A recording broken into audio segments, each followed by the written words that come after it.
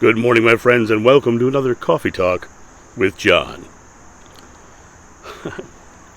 You know, when you study religions all over the world, they all have their own beliefs, their own rituals, their own dogmas. But in amongst all of that cacophony of thought, physical world thought, there is this core of love and compassion. And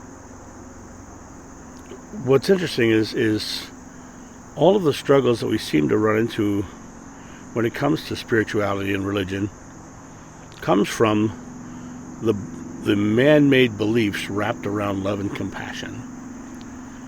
And, you know, Jeshua was not a Christian. And he wasn't someone who believed in a messianic savior. He wasn't somebody who even thought of it that way. And he is someone who believed in just loving one another. He's someone who believed in the whole idea of literally living loving. And I ran into this quote from the Dalai Lama. And I think it says it better than I ever possibly could. It says, "Love and compassion are the true religions to me, but to develop this, we do not need to believe in any religion." And the religions are man-made constructs wrapped around God, wrapped around spiritual beliefs, wrapped around spiritual experiences, and specifically wrapped around the spiritual experiences of others. Christianity's wrapped around the spiritual experience of Jeshua. You know, and the same with the Quran and the writings of the Bab and the Baha'u'llah and the Baha'i faith, and so on and so forth. They're just spiritual experiences of other people that they tell stories about, and they wrap their own ceremonies, rituals, and dogmas around. And the teaching is love and compassion. And compassion itself is just an element of love. So the teaching really is love.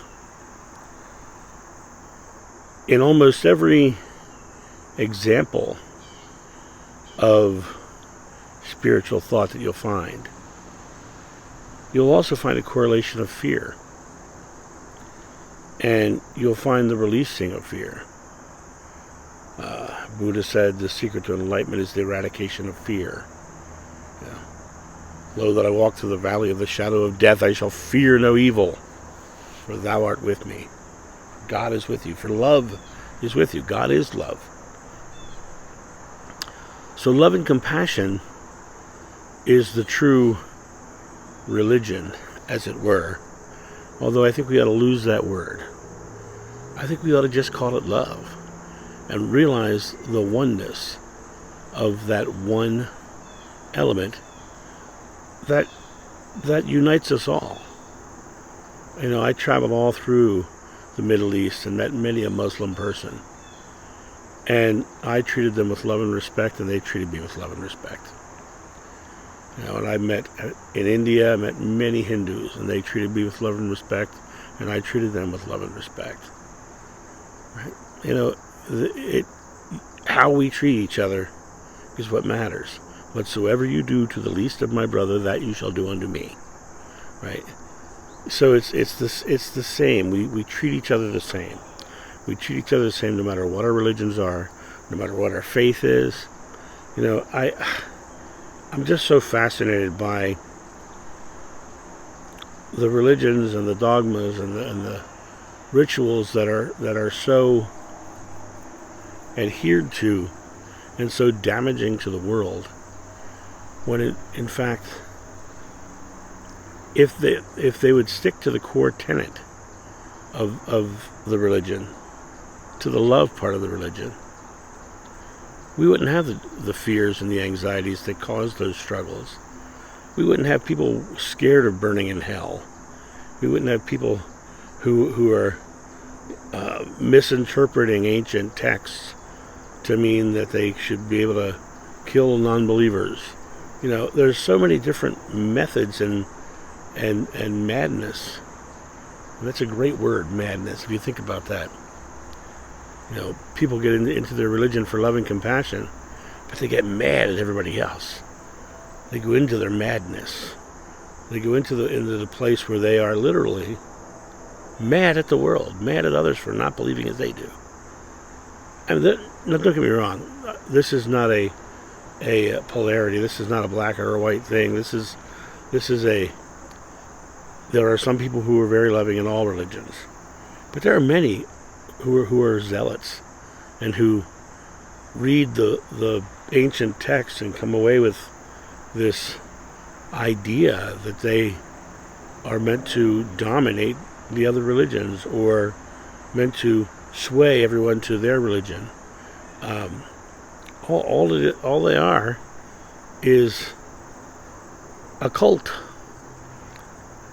If you take some time today and open up a dictionary or go online and do it dictionary.com and look at the definition of the word cult, C-U-L-T, and then the definition of religion, and look at the similarities.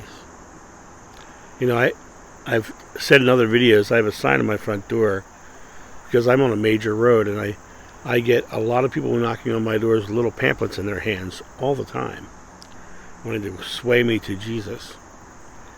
And I put a note on my front door that said, if you're here to get me to join your cult, I won't. If you're here to deliver a package I ordered, please ring the doorbell. If you're someone who I've invited over, or a dear friend surprising me, ring the doorbell.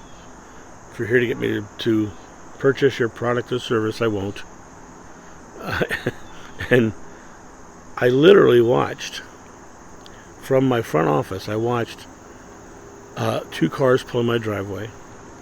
I watched a woman get out of her car, grab her pamphlets, start walking to my door, stepped up on my doorstep, read my sign, turned around and ran to her car, got in her car, was so scared she drove across my yard and got off of our property quickly. Now, there was nothing on that sign that could elicit that kind of fear unless she believed she was in a cult or that I was referring to her as a cult. She associated the word cult with what she was doing because all it says was, I'm not going to join. Right? And I found it really interesting that she got so scared and ran away because of that concept. Was what I did loving? Sure. It was loving to me. I don't want to have to deal with someone trying to sway me to their belief, because I don't think that's a loving thing. We each have our own personal journey.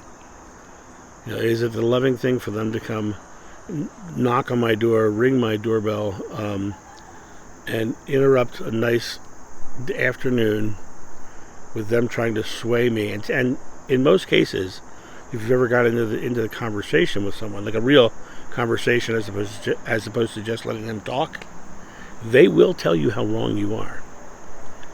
And I've had an experience where one walked up to me one time. He said, well, what do you do for a living? At that time, I was a comedy sword fighter. I said, well, I do a comedy sword fighting show. Well, maybe God doesn't want you to do that. And, I just don't put myself in those situations because I love myself enough. And I think it really is important that you love yourself equally as anyone else. But do love and put love into the world. Just like them trying to sway me, it would be wrong of me to try to sway them.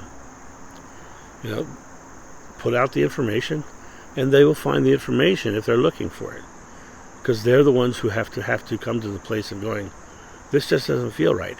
And I can't tell you how many I've met who have come to me and said, I found your videos, and this is what I've been looking for.